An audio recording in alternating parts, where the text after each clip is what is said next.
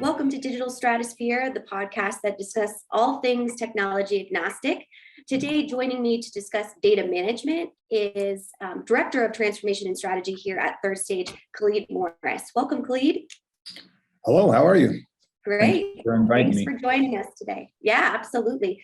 We're excited to talk about data management as a part of our 2022 Trends series. That's something that we're doing in January of this year. So just a reminder for all of our listeners, we put out new episodes every Monday, Wednesday, and Friday on our Digital Stratosphere podcast. Our Ground Control sister podcast comes out with new episodes, longer form episodes every Wednesday. So we hope you subscribe to both channels to get kind of all of our content here at Third Stage. So today, a very important trend in 2022, data management. So Khalid, I kind of just want to start at the beginning, as this has kind of become more of a buzzword in the industry in the last year.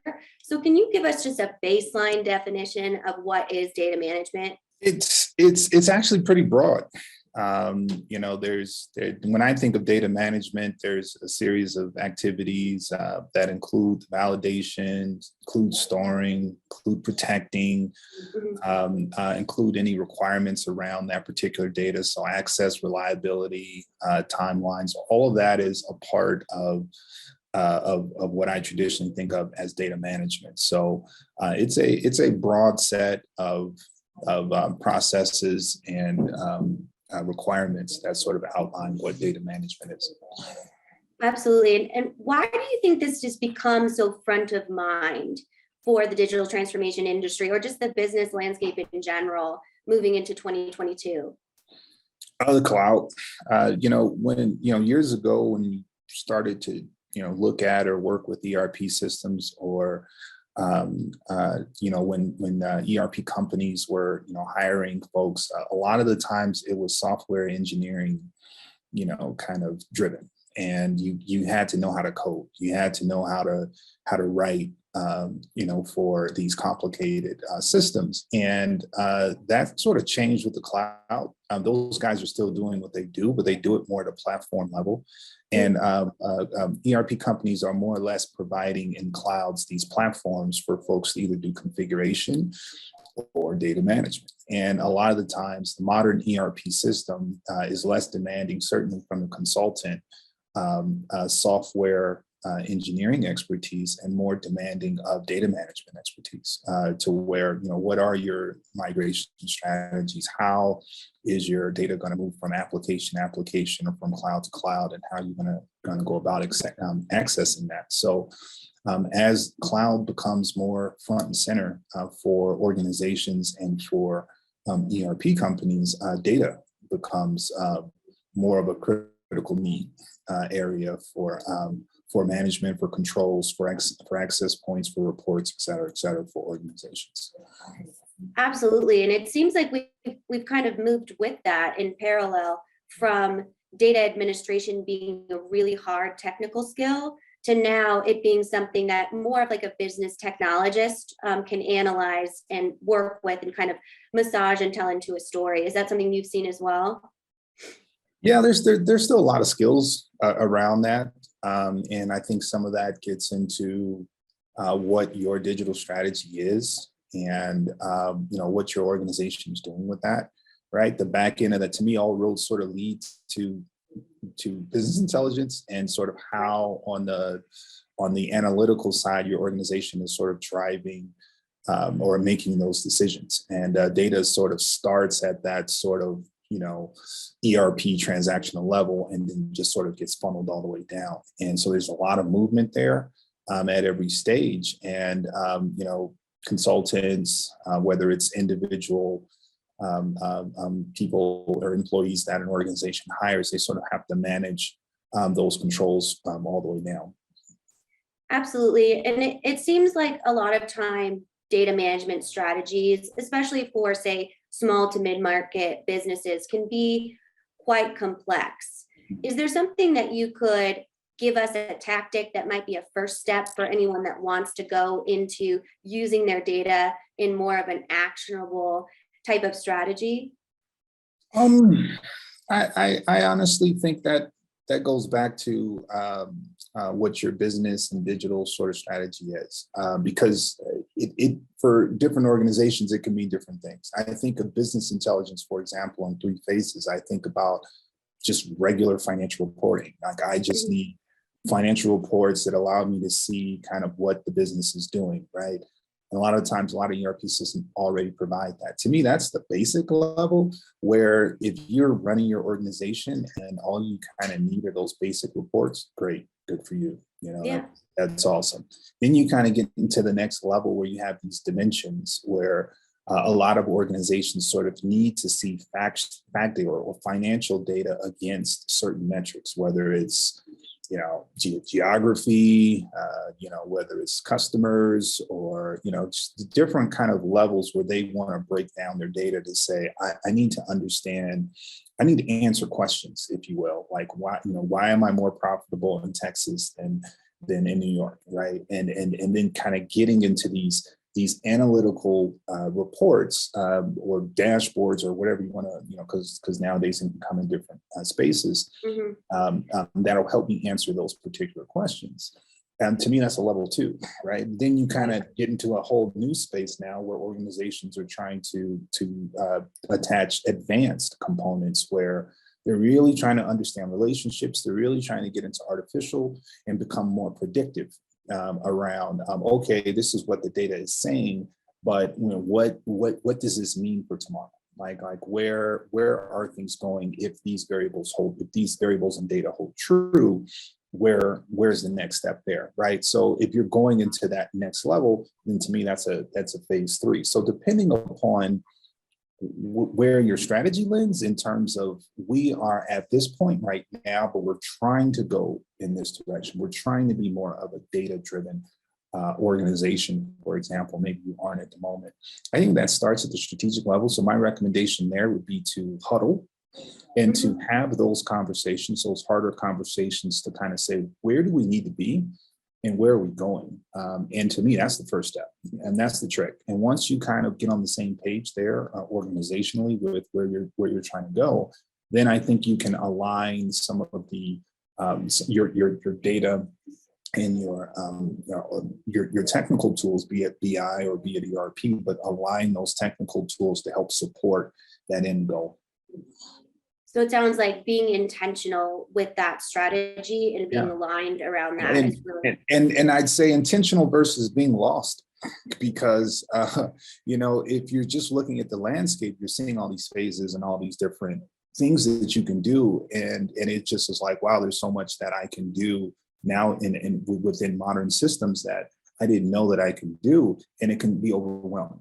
And so really kind of getting to that huddle, say, what do we need, right, to be competitive? What do we need to kind of be advanced with respect to an advantage over whether it's your competitors or, trying to get more out of your customers, exactly, just whatever the baseline is from a business perspective. Starting there is the key, and understanding what that is, I think, is the major that's the simple thing that we can do. We can all agree, this is kind of what we want to do. And then from there, I think we can then go into the harder part, which is attaching tools, technology, or really doing the hard work to kind of evaluate whether our organization is where we need it to be. Absolutely. And that's a great transition to kind of my next question is, you have all of these different data strategic points that you want to either absorb or analyze or activate. But what is the role of cybersecurity within data? Those always seem to be in the same conversation. So I thought you might be able to kind of lift the veil as far as that relationship. Well, you should think about security on multiple levels. Your first security point to me is your application. And how secure is your application, right? Can anybody hack into your application? And I think by and large, when people think security, that's kind of the first thing they think about, and that's great. And that's fine. That's a separate ordeal than the next security measure, which is more at that user level. So if you and I, we working at the same organization, right? You may have access to the organization. I may have access to organization, which is great. Third person may not. And so, really having that point to point, where we only are allowing access into our organization for defined individuals, right? Be defined users, if you will. To me, that's that more profile level security kind of measure. And then you kind of get into, I think, the next level, which is going to be more data, right? There's going to be data there that you maybe are working with in your part of the organization that you have access with that I don't need to have access with, right? And there's certain best practices around making sure that everyone kind of has access to data that they need, but not necessarily having access to data that they do not necessarily need. That way, that there's certain standards and controls that you can kind of say or pass along to your clients, customers, and the likes that kind of say, only this is all on a need to know basis, and only certain people are accessing this, right? And even if there's a breach of some kind, you can kind of put your finger more on who has access to this versus if everyone has access to it, and you have a bunch of people who, it just makes the world a little bit harder. So data to me is that third level where you can kind of define and have controls around what an individual who has access to your system can see, right? And that's and a lot of organizations, ERP systems are starting to do that more. Right. Where they have that granular level to the point where you can even have reports that, and this is to me called, there's a bit of debate. I kind of don't like it as much because it can cause a ton of confusion, but a lot of companies can have one singular report. You have access to it, I have access to it, and you see part of it the way you see it because you only have access to certain data, and then I see it the way I see it because I have access maybe to all of the data. And then, the reason why I say that, obviously you can see where that can cause some confusion. You're like, did you see that particular report? It's like, I did see that particular report. And then, we're kind of having a weird, right. I'm saying, wow, this is, I saw this and it really bothered me. You're like, yeah, I don't know what you're talking about. So it can cause some confusion there, but it is a control standard that a lot of organizations or a lot of ERP systems are starting to implement. So it sounds like for our listeners or any sort of business that is considering a digital transformation or technology implementation and evaluation, they can put data security and data management on that list of requirements to discuss within those workshops and within the evaluation process.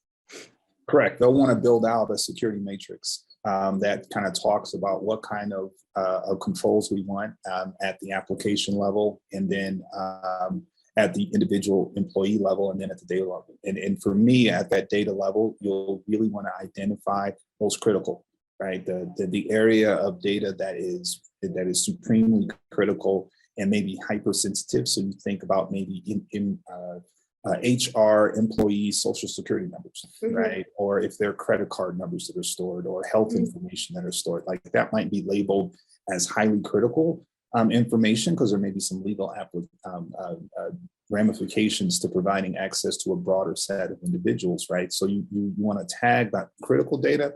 And to me personally, I would leave the rest of the data alone because it just causes a bunch of unnecessary drama or a static in organizations. But that's my individual preference. I know for some organizations they have to, and they can have those conversations and kind of figure out what makes sense for them and what works best for them as they kind of get into the belly of that. Excellent. Well, this has been a great conversation, and thank you for helping us kind of define data management and the different aspects of it. We're going to take a quick break, and when we come back, we're really going to dig into some of the trends that we're seeing within 2022 and just our overall business climate. You're listening to Digital Stratosphere. Remember, we put out new episodes every Monday, Wednesday, and Friday. Please push that subscribe button if you haven't already, and we will be right back. If you are involved in any sort of digital transformation or business change initiative, you will want to download the 2021 Digital Transformation Report. With its comprehensive overview of business and technology trends and best practices, this report is a must-have guide for any transformation project or executive team. Download this free report by visiting Third Stage Consulting at thirdstage-consulting.com. You can also visit our website to learn more about us or download independent reports, videos, and other best practices. Again, visit thirdstage-consulting.com today to learn how to take your transformation to the third stage of success. Welcome back to Digital Stratosphere, the podcast on all things technology agnostic and trending. Today we have Khalid Morris, Director of Digital Strategy and Transformation here at Third Stage, and we are talking about data management. So Khalid, I kind of want to ask you about some hot topics just within our overall business landscape and how data kind of relates to them. So we see things obviously like the supply chain crisis, distribution issues, labor shortages. Is there data strategies that businesses can kind of use to get through this current challenge? Yeah, I think connectivity is top of my mind, especially as I listen to or work with a lot of different organizations. A lot of the time, organizations tend to use different systems. A lot of the times they have data impacts there. And so a lot of this, to me, comes down to the fact that across the value chain, data isn't always visible, right? Isn't always accessible, right? So your supplier is a whole, think about you're working with a vendor and a vendor is manufacturing a part. There's a set of data that's all attached to that, right? They're only providing you with the information that you need to see when you ask. And so there's a disconnection point just right there between the vendor and their systems and you and your systems. And then you pick that particular information up.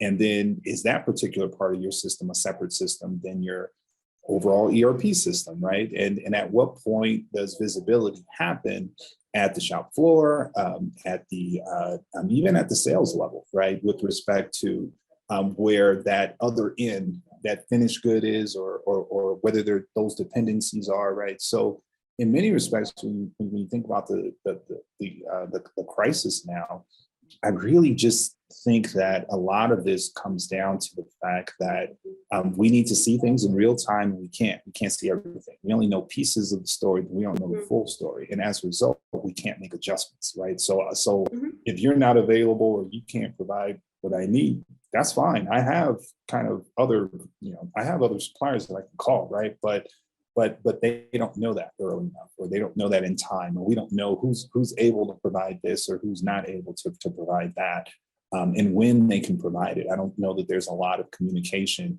from a data perspective around the end dates, of this will be available at this particular point in time. It's not available up until then, right? So it just, all of a sudden, there was a lot of pressure, I think, put on supply chains to where communication was required across the value chain, and that communication wasn't happening. And I think about that communication from a data perspective, in that most people are used to environments where they see access to their own data. So they're looking on and they say, okay, I can make an order, and they just make the order. But they're not seeing the complexity of that. They're not seeing that order won't be available until here. You need to go with a different supplier, right? So then the system says, okay, well, this product may not be available, but here's an alternative product, or here's the same product but using a different part, right? Like that, all that information is not connected in the same way.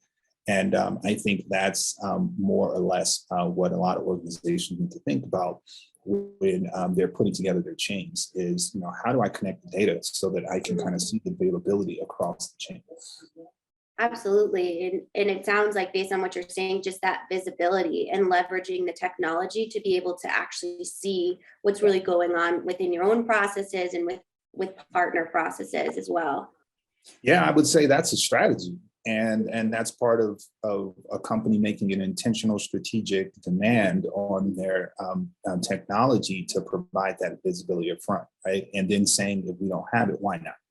and where can I get it? How can I make adjustments to the technology to provide that particular information so that everybody can see the critical parts that they need in order to make, or in order to adjust their business decisions, right? It's in order to adjust their, just to be able to make business decisions in speed versus being reactionary to it.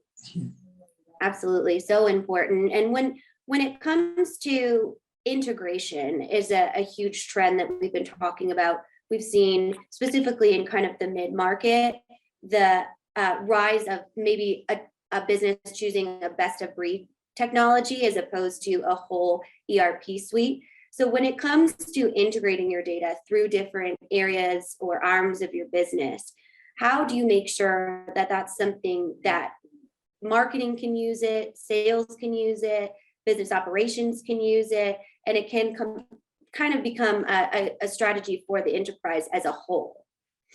Well, it's in a I guess an ideal universe, you would just buy one ERP system, and that one system would do everything that I need, right? And I think as an organization matures in their business processes, they naturally become more complex, and they're constantly looking for advantages in the marketplace. And as a result, you just eventually get to a point where your system isn't necessarily doing what I need the system to do. ERP systems move to standardization. They need to, they should, in many respects. And standardization is cool and standardization is great. Here you have one ERP system that has, 1,000 customers. It's like, oh, I can't do what all 1,000 of you guys need uniquely. Yeah. I need all of you 1,000 to do something common. And I need to understand what your collective needs are and to be able to provide that, because an ERP software is trying to provide an industry, right? An industry standard or a market standard versus a company standard.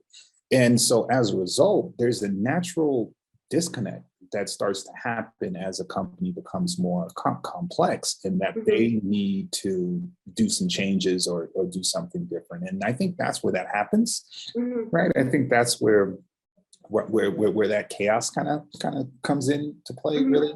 And so I think it's fine for companies to go off and kind of do some individual things with respect to the cloud and address their individual uniqueness.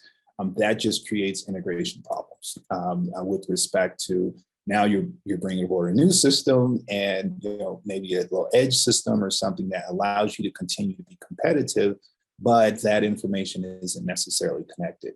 And so integration to me is it's part of the cloud story. And the more integration needs you have, I think the more support you kind of need internally to kind of to sort of deal with that, right? Like the ramifications of how do I pass data from one application to the other? I think it's at the heart of application integration is these integration tools, and data integration, or I kind of put all of them together into the same vein of integration. And as your cloud becomes bigger, as your cloud becomes more important, then integration sort of starts to move with that in parallel, and starts to become more important as well.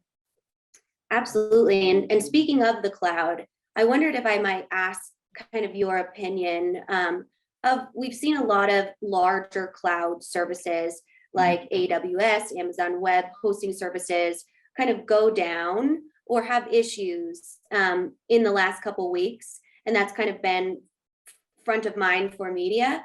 How would you advise a client that's considering migrating to a cloud service, but might be nervous about overall data migration strategies or security in general? So to be fair, cloud, they don't go down all the time. I would be more concerned about periodic issues, not almost like a plane crash, right? Like I feel very comfortable when I fly on the plane. And yes, I hear about those crashes that happen, but I'm constantly reminded of the fact that planes are taking off every hour. and it's actually the safest way to travel. Right. Even though it doesn't necessarily, seem like it in the moment where you hear about a large plane crash and you're like, oh my gosh, how did this happen? And then you have to remember, the last time I heard about a plane crash was, 3 years ago, and thousands of flights have happened since then. So you can't necessarily live in exceptions. You kind of have to sort of live in the reality of the facts. And I think from a cloud perspective, the clouds are extremely safe, and they're more secure, to be honest with you, than something that you kind of have an on-prem kind of environment where it's still live, right? And to me, it's easier to hack. You kind of have to have a set of security parameters internally in your organization that a lot of organizations really weren't doing or don't have the budget to sort of staff out this sort of security model around their on-prem kind of environment, right? They'd have some light ones, but nothing hyper sophisticated. Well, in contrast, these clouds, they do kind of have these armies that kind of layer out security around their clouds. So in my mind, they're safer options than hosting something, by yourself. So I would sort of push against that thought a little bit that, the cloud environment itself isn't safe, because I think there's enough data, enough evidence out to kind of suggest otherwise. But I do think that, I think a lot of this to me comes back down to overall strategy still, because when people use the term cloud, they're using it generically. But if you think about an organization like, for lack of a, like a Workday lives in the cloud, like their whole application, you buy it in the cloud, right? Versus something like Azure, right, where it's a private cloud and you can put applications in your cloud and live in sort of your own sort of managed universe where you're providing applications to maybe other people or other end users or the likes, or you're using it in a cloud that you manage, right? I think both things are cloud.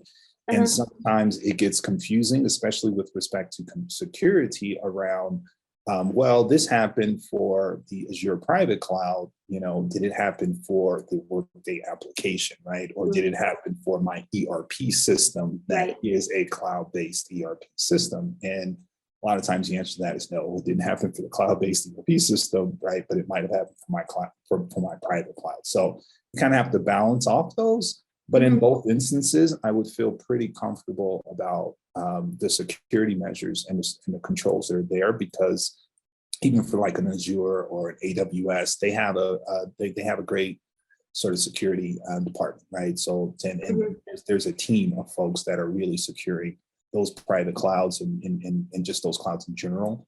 And as well as on the application side, a lot of these cloud-based ERP systems go the extra mile to make sure that there's even more security controls around that. So I don't think that it's a norm, and I would be concerned when it starts to become a normal instance to where you're seeing it on a periodic basis, like even on an annualized periodic basis, that will kind of freak me out a little bit more. But to see it once every kind of blue moon, that shouldn't bother you as much, because if you are managing this environment yourself, you probably have way more frequent, issues with respect to it than what you're kind of seeing it from a broad kind of cloud perspective.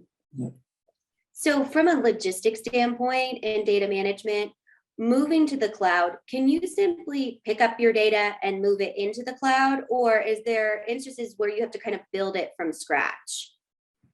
You gotta have a strategy, a plan. I think you have to be real about why you're doing it, and what you're doing. Data is very much like a key, where a key goes into a hole, right? So you can just having a bunch of keys doesn't necessarily mean anything if it doesn't unlock a door. And as a result, when you're talking about data that has to be migrated, there's structures around that, right? There's formatting around that. There's a lot of cleaning that sort of has to be done so that we're talking about the same data types. And then you kind of make those likes all the same.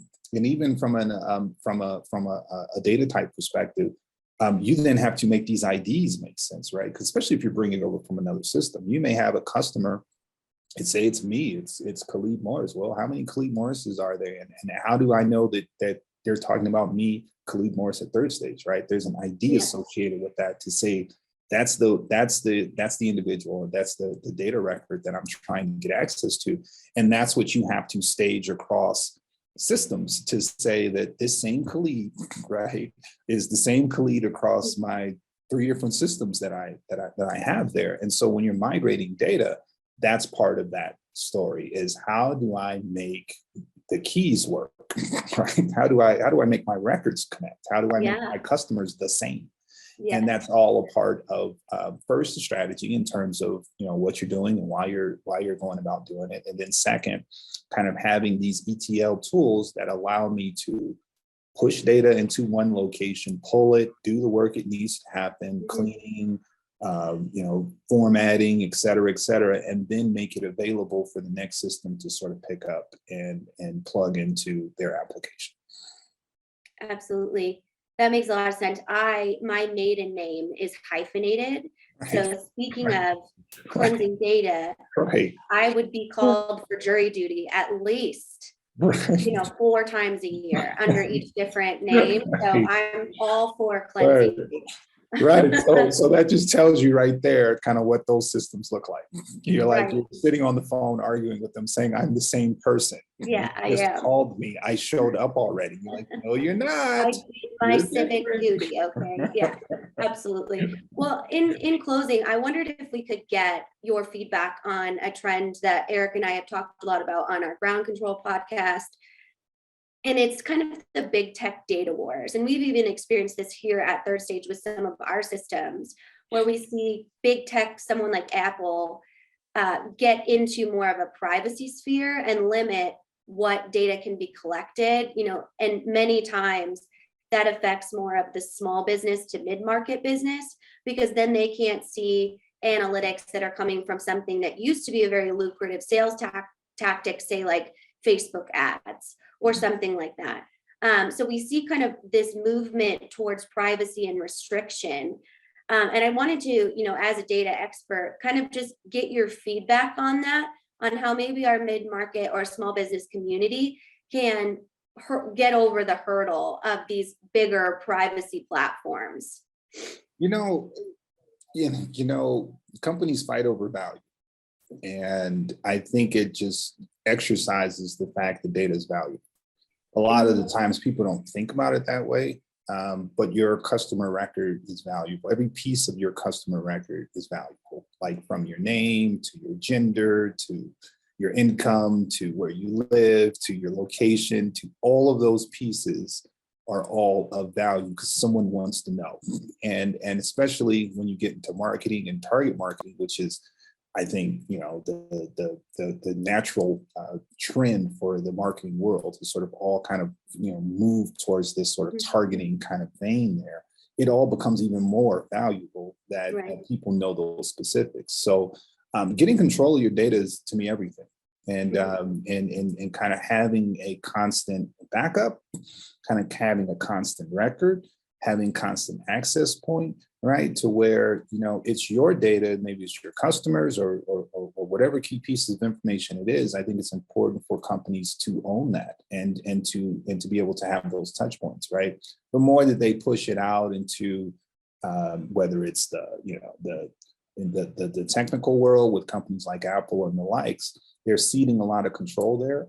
And so it's very, very important that they understand, no, this value point is mine, right? These customers are customers that I've worked with, and I want to make sure I have a record of that fact. And so for me, that gets into backups, that gets into, offline kind of processes where you kind of have storage to where if there is a break of some kind, you can kind of go back and say, well, I have last week's set, or I have, yesterday's, set of data, and I can just sort of use that and access that in turn to get the information that I need to sort of, move on, versus, dealing with the wars of Apple is no longer trying to do this, or they're not allowing you to see this, or starting to see that. Like they're trying to get value out of their customers, which may be a mid-market company, and then their customers. They're trying to get more power and more value around a customer base, when the reality is, they shouldn't own it all, right? It's like all this information isn't yours. Like these are my customers,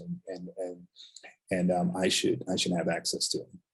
Yeah, and I think it goes back to what you said at the beginning, is really aligning your strategy and making sure you can kind of be flexible in those types of scenarios. For example, we ask our CRM platform for different benchmarks now, or other industry insights, so we understand how to measure our content analysis. So I think it kind of all goes back to what you said at the beginning, is just aligning on that strategy around your data.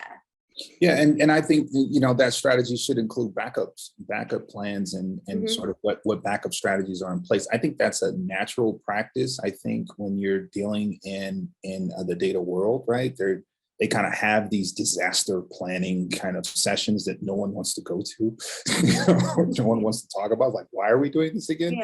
Oh, just in case, blah, blah, blah, blah, blah. And it's important. Like it needs to be a part of the conversation, even if you don't really want to have it, right? But I think it's very important for companies to add that into a lot of their strategic planning. How are we going to, what is our backup schedules going to look like? What does the disaster plan sort of look? What is it? What is it? Kind of where would it be housed? Where we move all of our data? Where are we constantly having processes in place to sort of download whether our data sets from the cloud? It could be sort of this offline sort of storage facility somewhere. It could be your own sort of private cloud itself. It doesn't really matter where. But that's what companies like Apple are doing already, right? They're having those conversations. They're doing it because they understand how valuable their overall data is.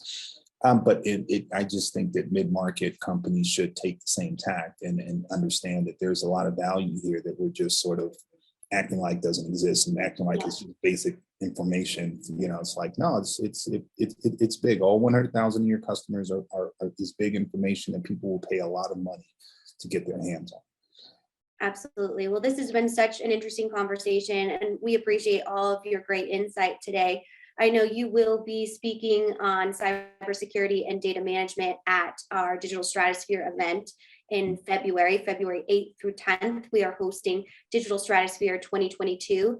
It's a 3-day event, completely free. All the registration information is in the description, or you can go to stratosphere2022.com to view our full agenda and then also register. So head on over there to hear more from Khalid on day 2. But thank you so much for joining us today. This is Digital Stratosphere, the podcast. We put out new episodes every Monday, Wednesday, and Friday. So please subscribe and visit our sister podcast, Ground Control, as well, that comes out with new episodes every Wednesday. So thanks again, Khalid. We appreciate the time, and we hope to have you back soon. Oh, thanks for having me.